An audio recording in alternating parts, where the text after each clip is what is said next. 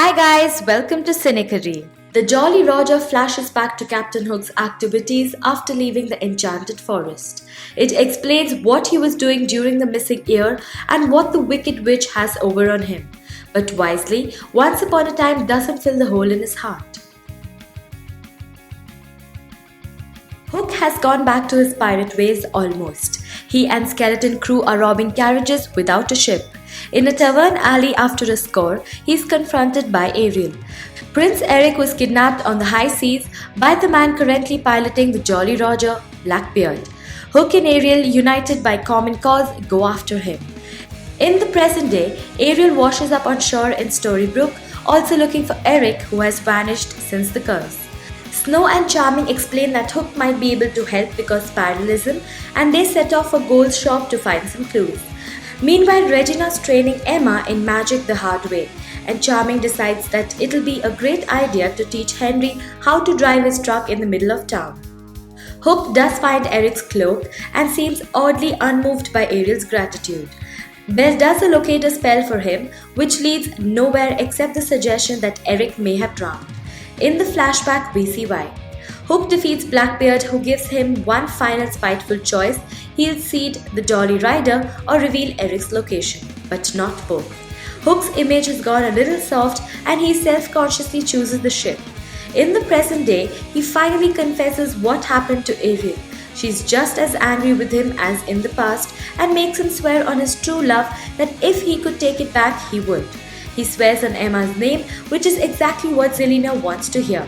It was the Wicked Witch the entire time in Storybrooke. Ariel actually found Eric and got her happily ever after. The witch commands Hook to kiss Emma and remove her powers, or she'll start killing people Emma cares about. Well, now we have our answer about whose heart Zelena would choose for her dastardly deeds.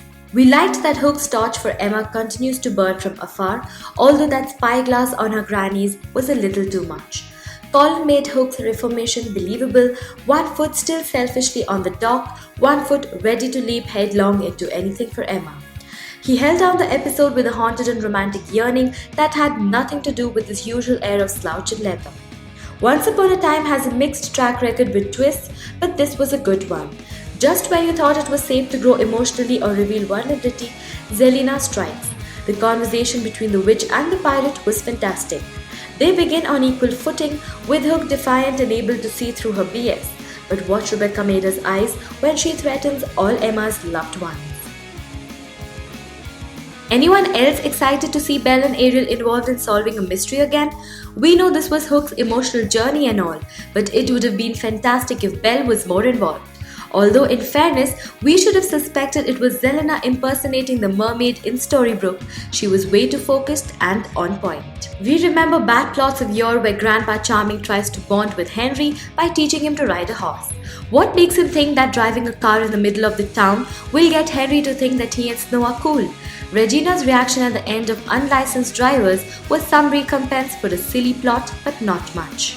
Isn't the whole point the mostly historical figure Edward Teach is that he had a massive black beard which he would often set on fire to terrify sailors as he was storming the ships? Whoever this bloke was, the beard was not strong with him. Nor was the duel between the two pirates and their gunliners particularly epic. There were a weirdly large number of medium shots for a sequence that needed the cutlasses to fly across frame. The shadow fighting was a nice nod to Peter Pan, but too contrived. The Jolly Roger wasn't as flashy as you think a Hook and Ariel team-up might be. It moves a little slow and procedurally to get to the end.